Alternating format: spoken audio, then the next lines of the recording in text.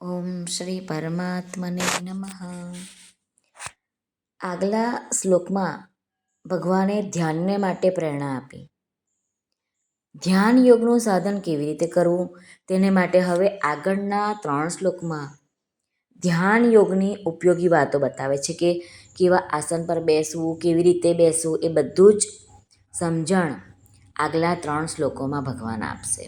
તો ચાલો આપણે આજનો શ્લોક છે શ્રીમદ્ ભગવદ્ ગીતા અધ્યાય 6 આત્મસંયમ યોગ શ્લોક ક્રમાંક 11 જોઈ લઈએ. શુચૌ દેશે પ્રતિષ્ઠાપ્ય સ્થિરમાનસમાત્મનઃ નાત્યુચ્છૈતન્નાતિનીચૈ ચૈલાજિનકુશોત્તરમ. આ શ્લોકમાં આવેલા સંસ્કૃત શબ્દોના ગુજરાતી અર્થ જોઈ લઈએ. તો શુચો એટલે શુદ્ધ, દેશે એટલે ભૂમિ પર, પ્રતિષ્ઠાપ્ય એટલે સ્થાપીને, સ્થિરમ એટલે કે સ્થિર રૂપે, આસનમ એટલે આસનને, આત્મનઃ એટલે પોતાના, ન એટલે ન જે નથી તે, અત્યુચ્છ્રિતમ આ બે સંધિ છૂટી પાડીને આપણે સમજીએ તો અત્યુચ્છ્રિતમ એટલે ઘણા ઊંચા, ચૈલાજિન એટલે કે જેના પર ક્રમશઃ, કુશોત્તરમ ચૈલાજિન કુશોત્તરમ એટલે જેના પર ક્રમશઃ દર્ભ, મૃગચર્મ અને વસ્ત્ર પાથરેલા છે તે. એક શબ્દ છે અતિ નીચમ એટલે ઘણા નીચા ન હોય તે, અતિ નીચમ. શ્લોકનું ગુજરાતી અનુવાદ શ્રી ભગવાન અર્જુનને કહે છે, પવિત્ર સ્થાનમાં અતિ ઊંચું નહીં કે નીચું નહીં તેવું દર્ભ, મૃગચર્મ તથા વસ્ત્રનું આસન સ્થાપીને તે આસન પર બેસીને. હવે આગળનું જે અધૂરું રહ્યું તે આપણે આવતીકાલના શ્લોકમાં જોઈશું કે મનને એકાગ્ર કરીને, ચિત્ત ઇન્દ્રિયોને ક્રિયાઓને વશ કરીને યોગાભ્યાસ કરવો જોઈએ. આજે અહીં આસન કેવું જોઈએ, કેવા જગ્યા પર બેસવું જોઈએ એનું વર્ણન શ્રી ભગવાને કહ્યું છે. આપણને એમ થાય કે કુરુક્ષેત્રના મેદાનમાં જે સમજાવવાનું હતું ભગવાન તે સમજાવતા નથી ને, આ બધી કઈ વાત લઈને બેસી ગયા. પરંતુ અર્જુનને કલ્યાણની પણ ઈચ્છા જાગૃત થઈ હતી. આથી તેઓ ભગવાનને પ્રાર્થના કરે છે કે જેનાથી મારું શ્રેય નિશ્ચિત હોય તે વાત મને કહો. એટલા માટે ભગવાને શ્રેય કરવાવાળા જેટલા પણ માર્ગો છે તે બધા બતાવવા પડ્યા. અને તેમાં દાન, તપ, યજ્ઞ, વેદાધ્યન, પ્રાણાયામ, ધ્યાન યોગ, હઠ યોગ, લય યોગ વગેરે કહેવા એ પણ કર્તવ્ય બની જાય છે. એટલા માટે ભગવાને ગીતામાં અનેક કલ્યાણકારક સાધનો બતાવ્યા છે. આજના શ્લોકમાં ભગવાને કહ્યું છે કે શુચૌ દેશે એટલે કે ભૂમિની શુદ્ધિ બે રીતની થાય. એક તો સ્વાભાવિક શુદ્ધ સ્થાન જેમ કે ગંગા કિનારો, જંગલ, તુલસીના વનની અંદર કે તુલસીની પાસે બેસીને, આમળાનું વૃક્ષ હોય તેની પાસે બેસવાનું, પીપળાનું વૃક્ષ, આ બધા પવિત્ર સ્થાનો છે. હવે બીજું છે કે શુદ્ધ કરેલું સ્થાન જેમ કે ભૂમિને છાણ, ગાયના છાણથી લીપીને અથવા જળ છાંટીને શુદ્ધ કરવામાં આવે. અને જ્યાં માટી હોય ત્યાં ઉપરની 4-5 આંગળ માટી દૂર કરીને ભૂમિને શુદ્ધ કરવામાં આવે. એવી સ્વાભાવિક શુદ્ધ કરેલી સમતલ ભૂમિમાં લાકડાની અથવા પથ્થરની ચોકી વગેરે મૂકવી એને કહેવાય છે શુચો દેશ. આનો અર્થ ભગવાનનો માર્મિક અર્થ આ હતો. હવે આગળ છે ચૈલાજિન કુશોત્તરમ એટલે કે એમ તો એમને જે ક્રમ કર્યો છે એ પ્રમાણે વસ્ત્ર, મૃગચર્મ અને દર્ભ બિછાવવા જોઈએ.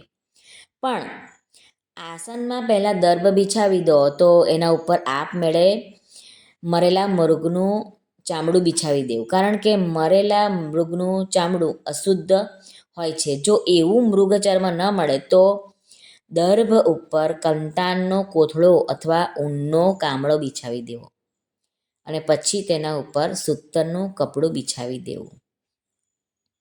વરાહ ભગવાનના રૂંવાટાથી ઉત્પન્ન થવાને કારણે દર્ભ બહુ જ પવિત્ર માનવામાં આવે છે.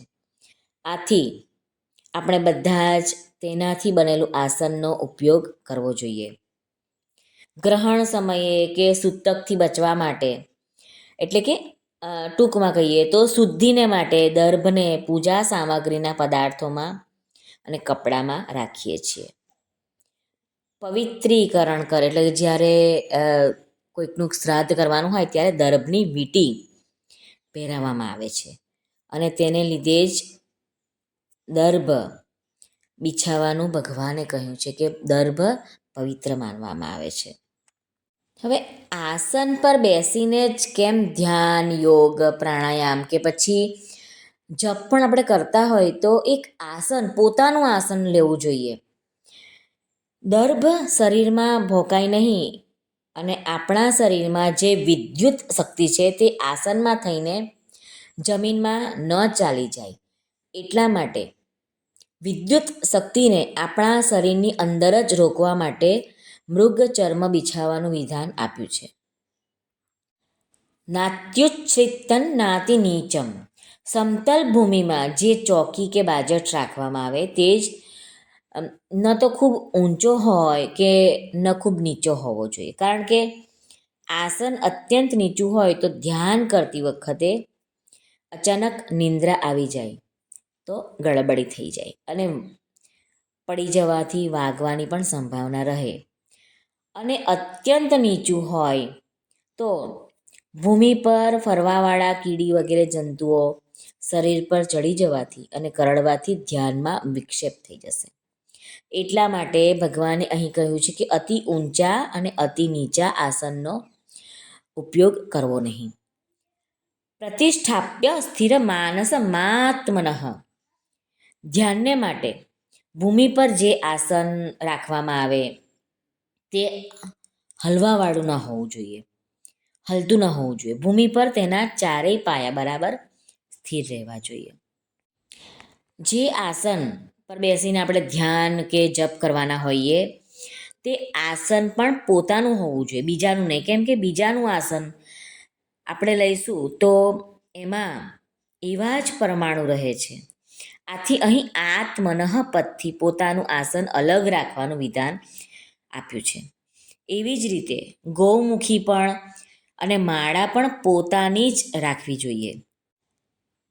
બ્રાહ્મણો સંધ્યાના પંચપાત્ર, આચમની વગેરે પણ પોતાના અલગ રાખે છે. શાસ્ત્રોમાં તો ત્યાં સુધી વિધાન આપેલું છે કે બીજાઓને બેસવાનું આસન, પહેરવાના જોડા, ચાખડી, પેરણ વગેરેને પોતાના કામમાં લેવાથી પોતાને બીજાઓના પાપ પુણ્યના ભાગીદાર બનવું પડે છે. બીજું એક રામસુખદાસજી સરસ વર્ણવે છે કે પુણ્યાત્માઓ હોય, સંત મહાત્માઓના આસન પર પણ બેસવું જોઈએ નહીં. કેમ કે તેમના આસન, કપડાં વગેરેને પગ લગાડવાથી પણ તેઓનો અનાદર થયો ગણાય છે, અપરાધ થયો ગણાય છે. આમ શ્રી ભગવાન આપણને આ શ્લોકમાં બતાવે છે કે ધ્યાન, તપ, યોગ, જપ, પ્રાણાયામ કરવા માટે કેવા આસન પર, કેવી સ્થિતિમાં બેસવું જોઈએ. શ્રી કૃષ્ણાર્પણમસ્તુ. મને એમ લાગે છે કે તમને આજનો વિડીયો ખૂબ જ ગમ્યો હશે અને ગમ્યો હોય તો આપણી આ ચેનલ ધાર્મિકને લાઈક અને સબસ્ક્રાઈબ કરો, જેથી તમને બધા જ વિડીયો તમારા સુધી તરત પહોંચી શકે. આપ સર્વનો ખૂબ ખૂબ ધન્યવાદ. સર્વને ભાવથી જય શ્રી કૃષ્ણ. રાધે રાધે. હરિઓમ તત્સત. જય ગુરુદેવ દત્ત. જય માતાજી. જય સ્વામિનારાયણ.